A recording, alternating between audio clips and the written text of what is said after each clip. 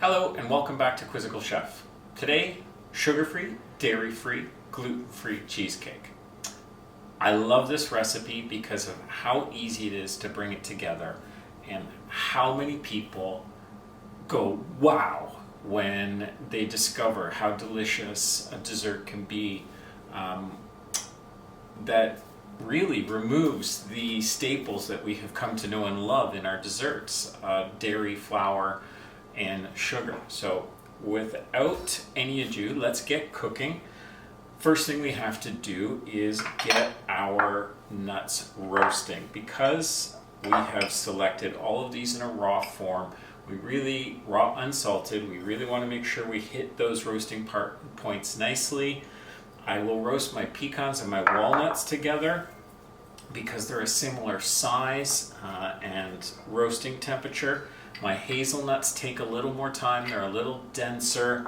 If you're using almonds here, hazelnuts and almonds roast in a similar fashion, can take a little bit longer, so you can do them separately. We'll get those in an oven at 350 degrees where they're not going to peak above their burning point, and we'll just wait till we can kind of smell that beautiful toasted roasted nut smell filling our kitchen. If you're using your extracting fan, then maybe set a timer for 9 minutes. We'll check back in right around the 12-minute mark. It seems to be where they're perfect. Let's get that going. I like to use a shallow pan with just enough surface area.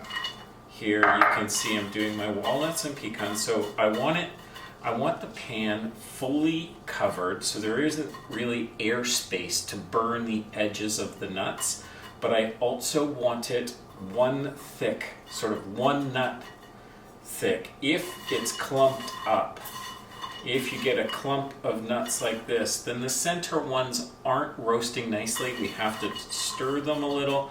You can tend to get some nuts that are burnt, and in a recipe that we're trying to really establish sweetness, that can conflict with our goals. So let's get those nice and level and in the oven.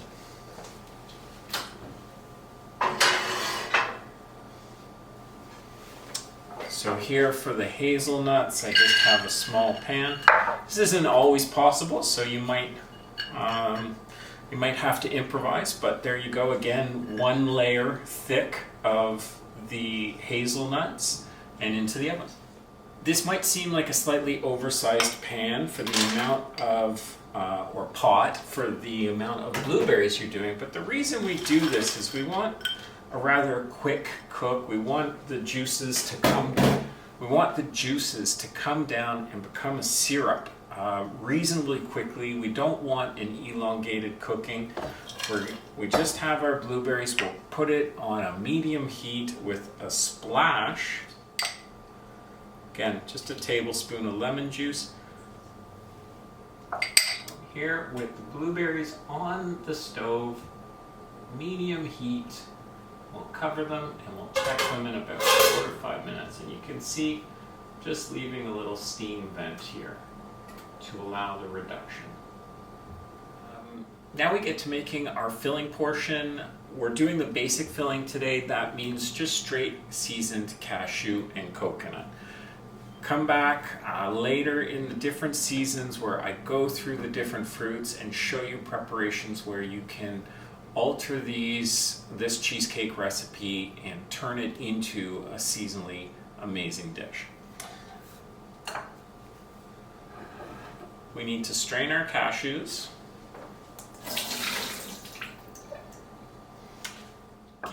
Just also want to get rid of the phytic acid that might be remaining on that or in that water. The water that's remained, and we want to have a clean, fresh, vibrant cashew. Taking a quick moment to demonstrate a trick on how to be quick with your rasp, moving the lemon tip to tip in a rocking motion. Here we go, one more time. Tip one end to the other end.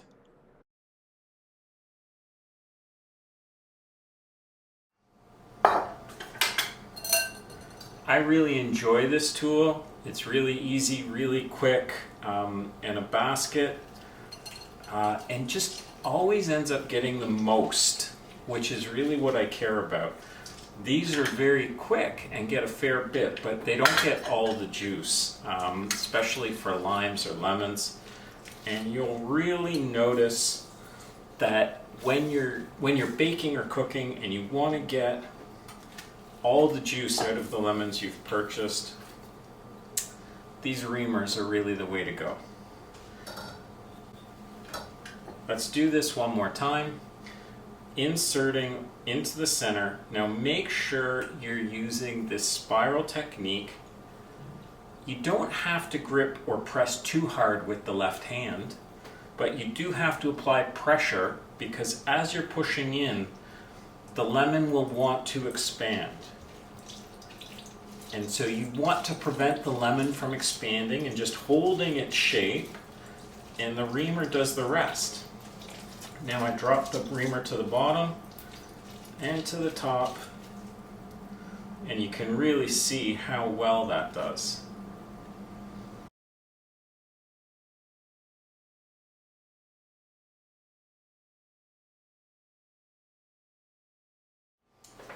We're going to give our nuts just a little rotation halfway through. What's nice about hazelnuts is they give you a little warning. They get a little oily shine to them when they start getting close. Here that oil is out and vibrant on the nuts, and some of them have started to toast up nicely. So we're well on our way, maybe 4 more minutes. Here we see a gorgeous light golden captured color evenly throughout these hazelnuts. Lovely. Because there's some heat in this pan, they're going to carry over, cook, and finish with a nice, rich, roasted quality. After seeing those beautiful hazelnuts, we see these gorgeous roasted pecans and walnuts. We're ready to move on. When using the food processor, it will not be quite as smooth as the blender.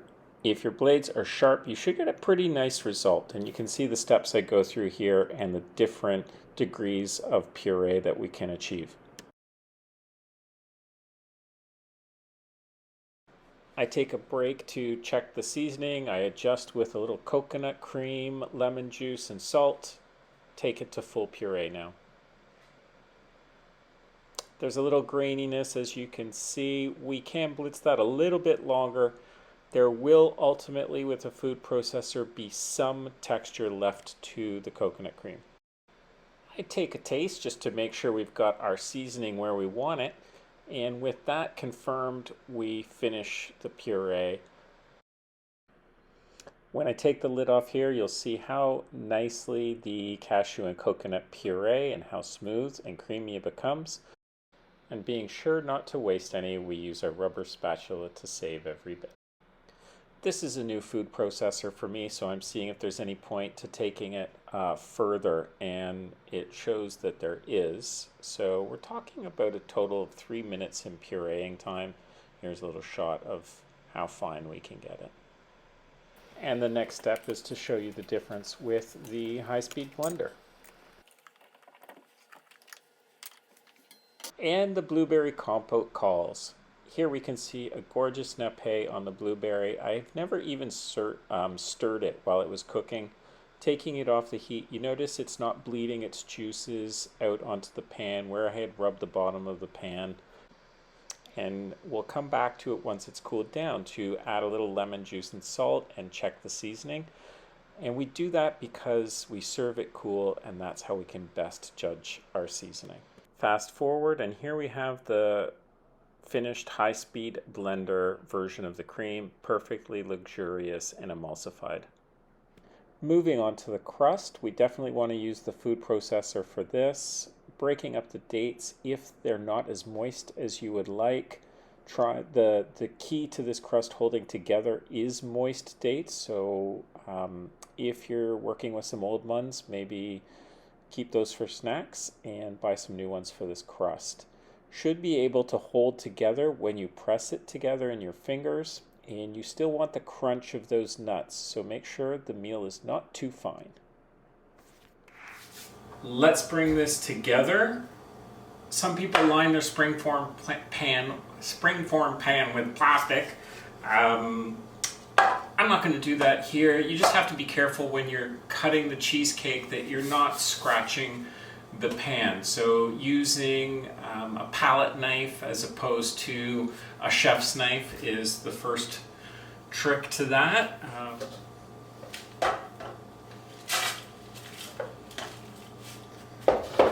For the crust, we really want to make sure we pack it in there well. Okay, make it nice and tight. Think of graham cracker crust.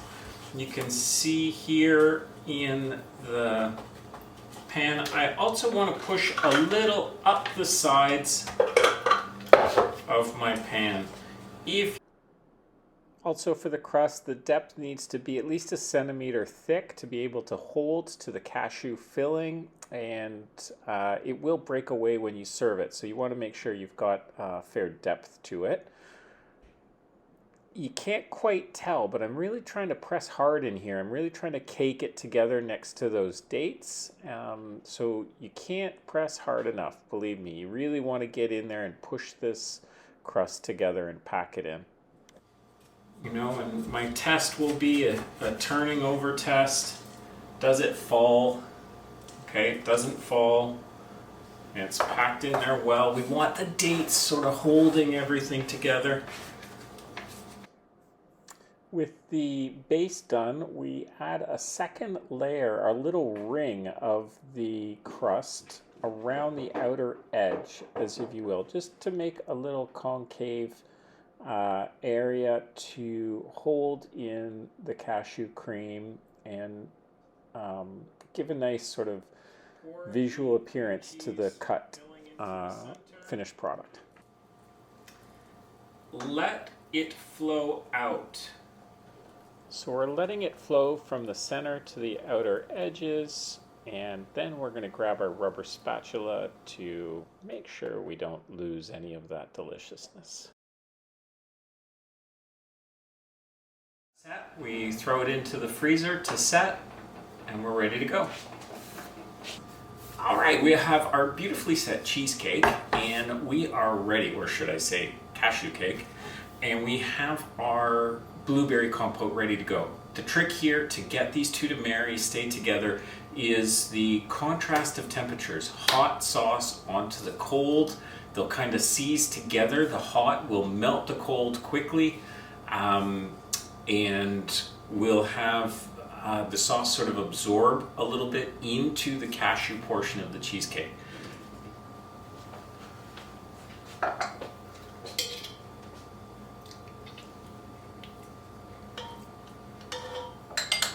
That's quite delicious. These blueberries are wild blueberries, so they're a little more flavorful and a little more acidic, and not as sweet. So don't need as much lemon juice for this portion of the sauce. Let's get that on the heat. Now what happened to me here is I left it on the stove and it got just a tiny bit thick before I got it to the temperature I wanted. I'm going to reintroduce just a little water here, like a tablespoon. Stir it up, and now I'm going to bring this back up to temperature, and I should have the texture I want. So don't worry if it gets too tight, just as long as we don't put it on the cheesecake. So here we're kind of seeing what we want now. We see that free flow, it filled the bottom of the pan. We're ready to go.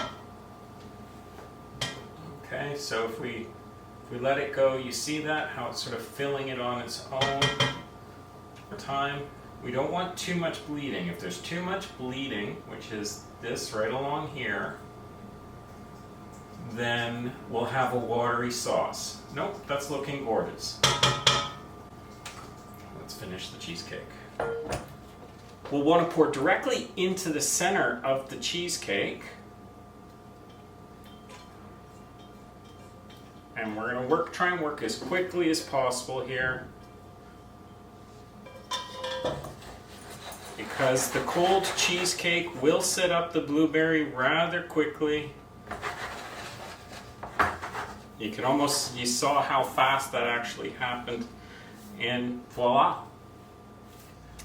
Let's get to eating this. Unmolding the cheesecake. The easiest way is just to pop open our springform and away we go. That will pull the sides slightly.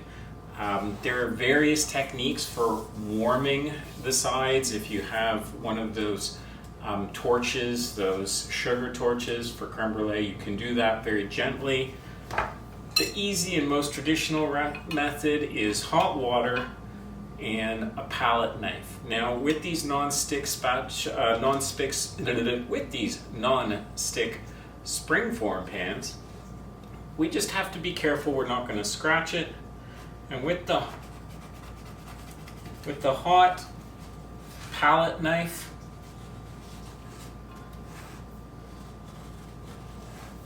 we just go around the edge. The trick here is just to have it gently angled towards the ring of the pan so it doesn't cut the cashew cake. Look what I got. Mm. Then we can pop it out of the springform. Looking at the edge of the ring form, you see very small residual quantity of the cashew filling and a great clean edge presentation to the cake. Again, we can opt to use a palette knife instead of a chef's knife when cutting this cheesecake because we want to protect the springform pan. Just going to warm it up slightly longer now because there's a little more steel here, so we're just wiping up this blade, warming up this blade, just drying it off. An easy mistake here is to not get through the crust because of the resistance the crust offers. Just make sure you've given that little push to get right down to the bottom of the pan. Let's see how we did. The ratio of fruit to cashew and coconut is important here. I might have been a little light. Maybe should have gone with 4 cups, but we shall see.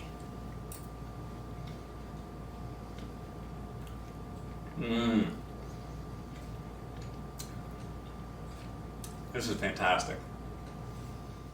The reason I like to leave it on the springform pan is when you go back to putting it in the freezer, it's easy to store and protect. If you have a large Tupperware, then that's also an option. Be careful when you do the little shake here that your hand is underneath the pan. My fingers were cupping it there because the bottom could fall out. I like just being able to wrap that and have it in the freezer for quick access because I know it's not lasting long. Here's just a quick demonstration of an elastic around the rim of the spring pan to keep it airtight.